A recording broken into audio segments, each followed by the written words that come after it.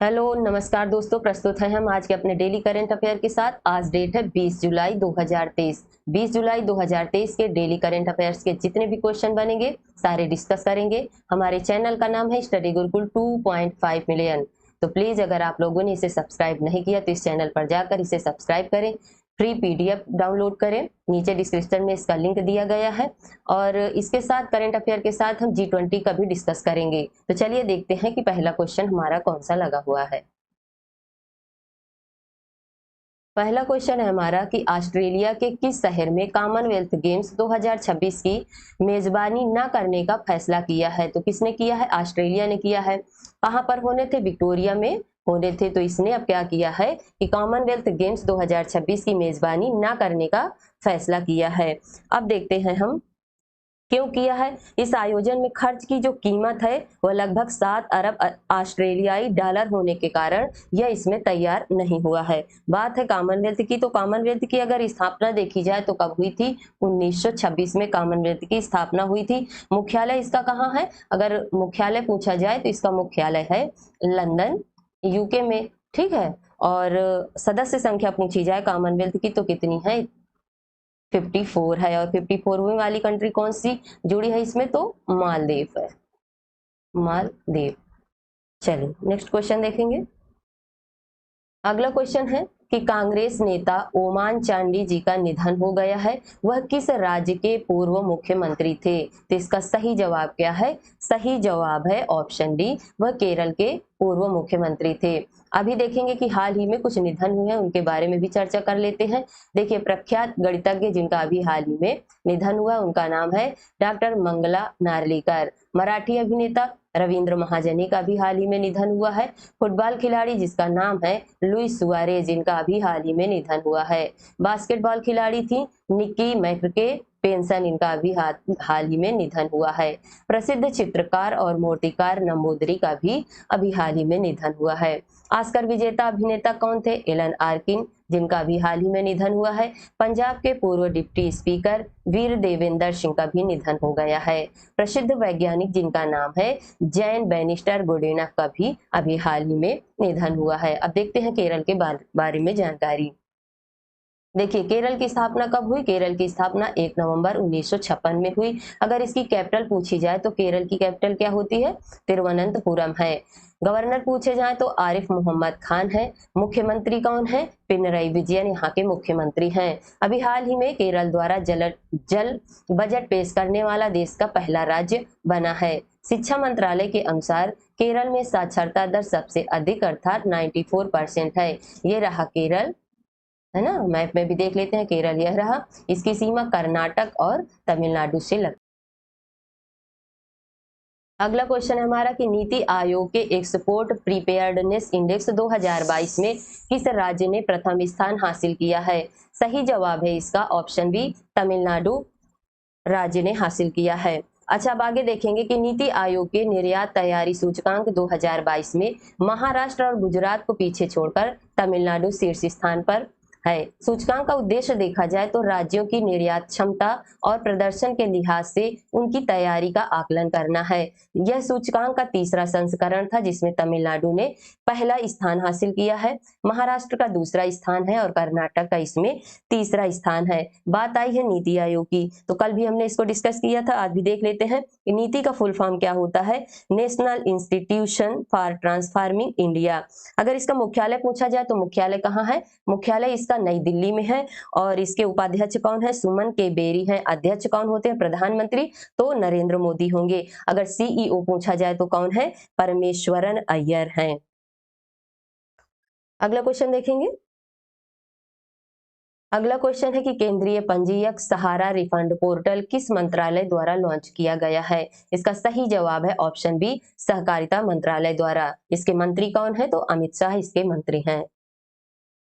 अगला क्वेश्चन है कि हाल ही में आसियान के टीएसी पर हस्ताक्षर करने वाला 91वां नंबर का देश कौन सा बना है? तो इसका सही जवाब होगा ऑप्शन बी, सऊदी अरब बना है। अगला क्वेश्चन है कि AI फॉर इंडिया 2.0 का शुभारंभ किसके द्वारा किया गया है? तो हमारे केंद्रीय शिक्षा मंत्री हैं जिनका नाम है धर्मेंद्र प्रधान। सही जवाब होगा ऑप्शन बी, इनके द्वारा। AI फॉर इंडिया 2.0 का शुभारंभ किया गया है।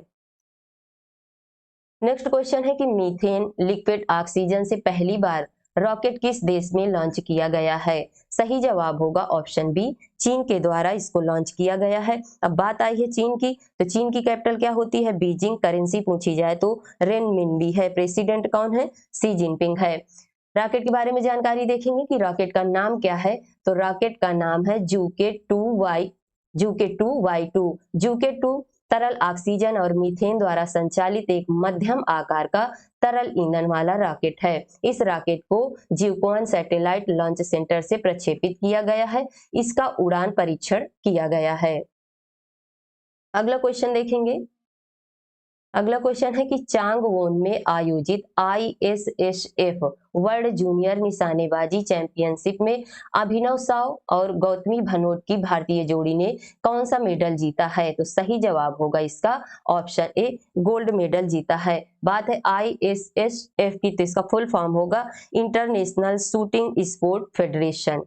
चलिए नेक्स्ट क्वेश्चन देखेंगे।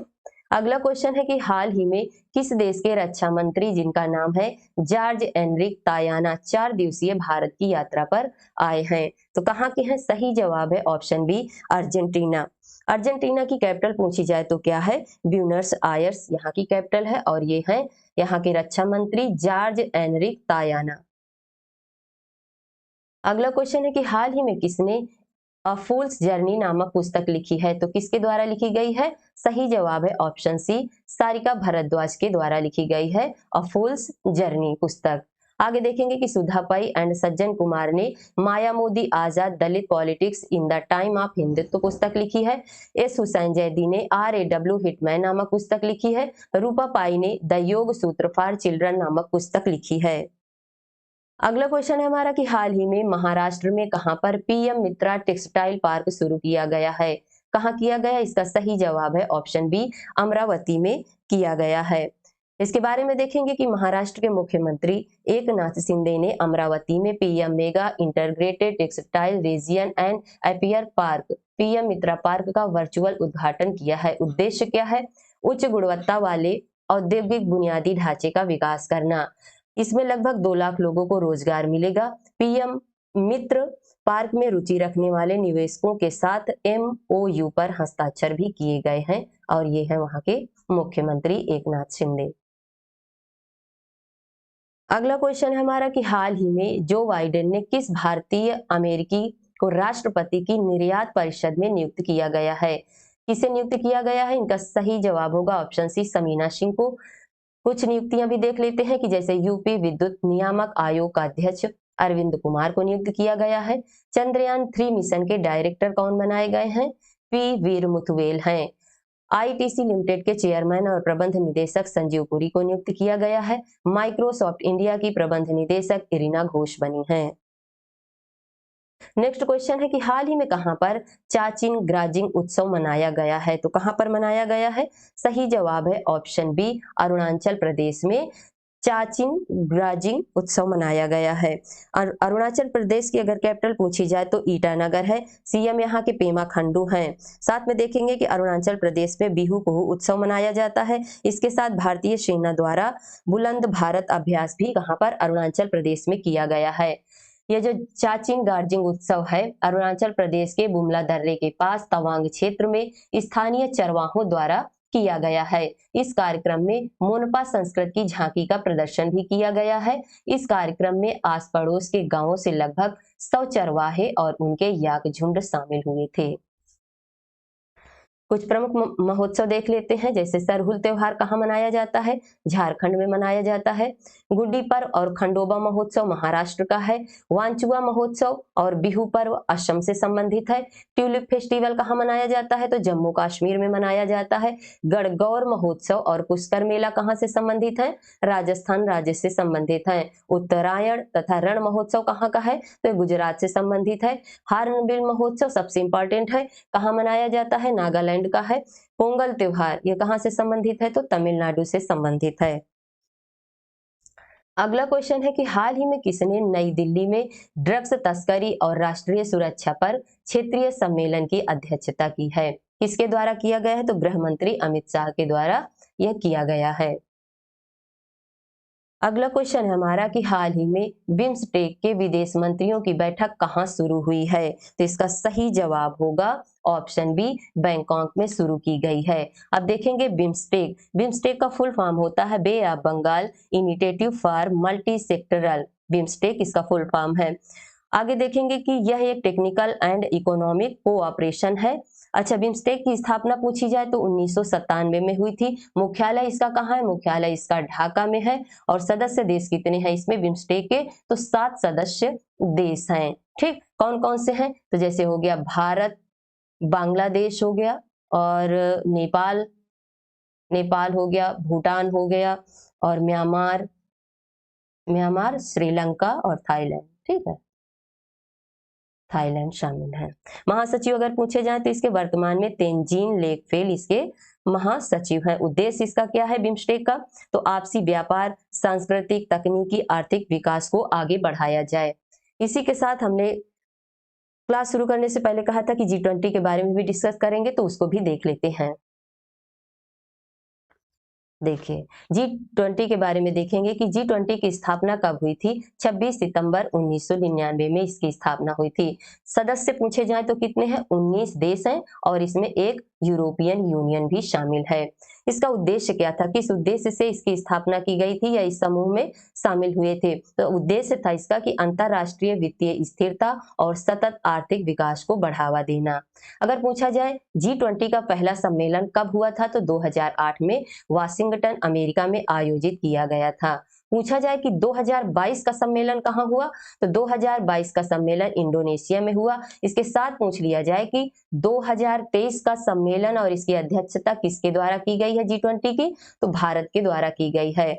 भारत इसमें अगर देखा जाए तो 1 दिसंबर से 30 नवंबर तक इसकी अध्यक्षता करेगा। इसकी थीम पूछी जाए तो क्या है? 2023 में वसुधैव कुटुंबकम, one earth, one family, one future इसकी थीम है। इसके बाद पूछा जाए कि 2024 में G20 का सम्मेलन कौन करेगा? तो ब्राजील के द्वारा की जाएगी। आगे देखेंगे कि 2025 का सम्मेलन कहाँ होगा? दक्षिण अफ्रीका में। अब ये जो 19 देश है इनको भी हम देख लेते हैं कौन कौन से हैं। अर्जेंटीना, ऑस्ट्रेलिया, ब्राजील, कनाडा, चीन, France, Germany, Bharat, Indonesia, Italy, Japan, Korea गणराज्य, मैक्सिको, रूस, सऊदी अरब, दक्षिण अफ्रीका, तुर्की, यूनाइटेड किंगडम और अमेरिका। अब आगे देखेंगे कि G20 सदस्य वैश्विक सकल घरेलू उत्पाद के लगभग 85%, वैश्विक व्यापार के 75% से अधिक और विश्व जनसंख्या के लगभग 2/3 का प्रतिनिधित्व करता है। तो ये रहा हमारा G20 का थोड़ी सी डिस्कस। और वीडियो आपको कैसी लगी इसके बारे में बताना। हमारी आज की करंट अफेयर्स की क्लास समाप्त होती है, और इसे ज़्यादा से ज़्यादा लाइक करें, शेयर करें, सब्सक्राइब करें। वीडियो देखने के लिए धन्यवाद।